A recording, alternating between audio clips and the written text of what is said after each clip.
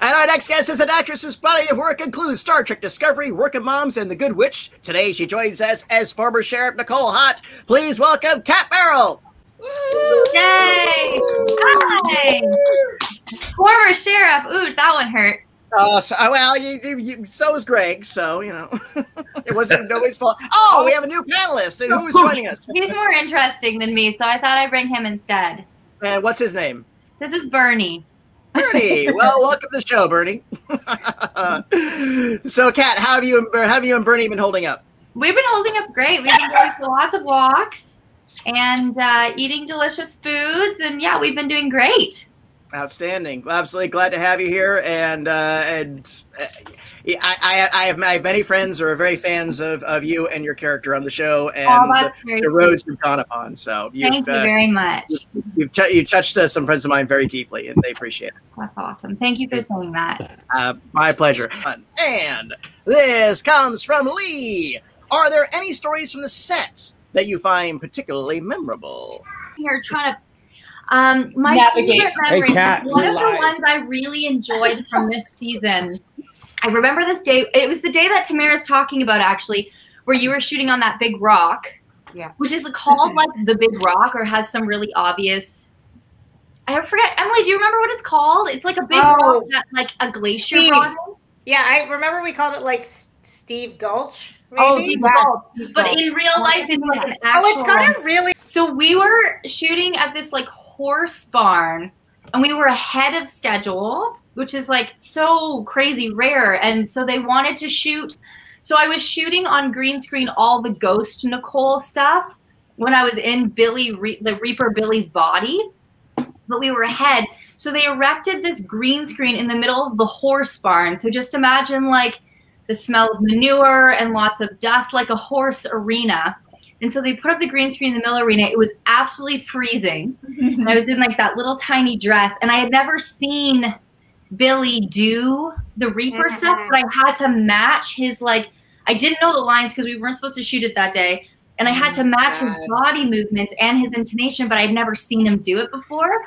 So it was like Ron on this microphone and then like feeding me the lines, and they would play it and I would just mimic it, and he'd be like, oh, he kind of like moved his shoulder and like move your body, and it was one of those days where I was just like, this is so insane, but I love it because all you can do is sort of surrender to the whole, like there's no way to control any of that, so you just have to be like, I'm just gonna be here and trust these crazy things, because like I have no scope of how this is gonna look, and I didn't really understand, and it was one of those moments where it's just like just trusting your team. And because we've worked together for so long, we build this like common language because we all know the show, and there's so much trust amongst all of us of like, okay, if you say this is gonna work, I trust you, like let's just do it. So that was a really memorable moment for me from this past season. This comes from Laura. What would you say is your character's Achilles heel and or weakness? I mean, I think like Nicole has a little bit of that too. The like need to have everything, be able to fix everything, and when she can't, it's really hard for her. We saw a lot of that in her in the beginning of season 4, and how she really fell apart when she felt like she couldn't follow through on her duty to people and the people she loved in her town. And I think Waverly is really her Achilles heel too. Like she just can't. She's mine as well. In love with her and can't say no, and will do anything, even if it's against her better judgment, to make her happy. I think Waverly's everyone's Achilles heel. And this comes from Sarah. Who inspired you all to become actors or writers? I have a good one. Some of the fans know this story, but I was really little. I was like 7 or 8, and this movie was shooting at a location near my house, and there was an actor, his name's David Beecroft, and some fans have since tracked him down and like got away for me to contact him. I've been too chicken to write him, but I have to do it because he took me, I was standing on the side watching, and I still remember like the exact shot. It was just this car pulling up to a house, but I remember like the crane, and I was just like so in awe of the magic. And he took me into the house, and it was a murder mystery, and he was like showing me the set and how they were setting it up for the story. And he's like, yeah, so it's like this mystery that we're trying to solve. And I was just so fascinated by the whole process of it. And I need to contact him and tell him that, because I don't think he obviously he has no idea that him just taking this little girl aside and showing her the magic of this movie set all these years later. How old were you? I think I was like 7 or 8. Wow. Yeah. Cool. But I remember it, and I never saw the movie. And then somebody, when I told this story in a panel, somebody sent me the link. It was in French, but I watched it, and I saw the shot. Like, I remembered the shot. Wow. It was really incredible. That's so generous. Yeah.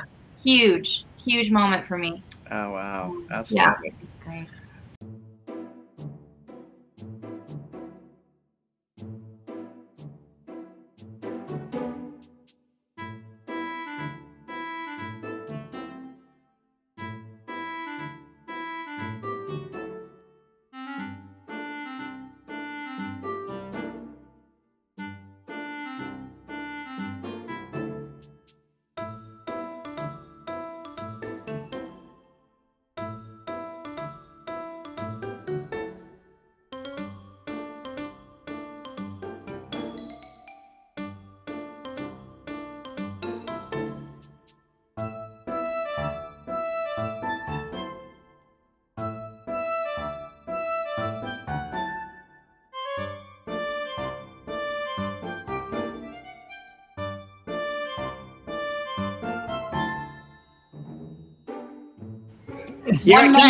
Kat, you're on mute. You're on. No, Kat. You're muted. Mute. I'm muted because I'm trying to scold my dog because I have a grilled cheese sandwich in my hand because I was so behind. I'm trying to eat my lunch and he's begging and being very naughty. So I'm like, thank you to our audience for joining us, and thank you for all your great questions. Hope to see you all again soon. Until then, bye-bye, everyone. Take care, and please keep washing those hands.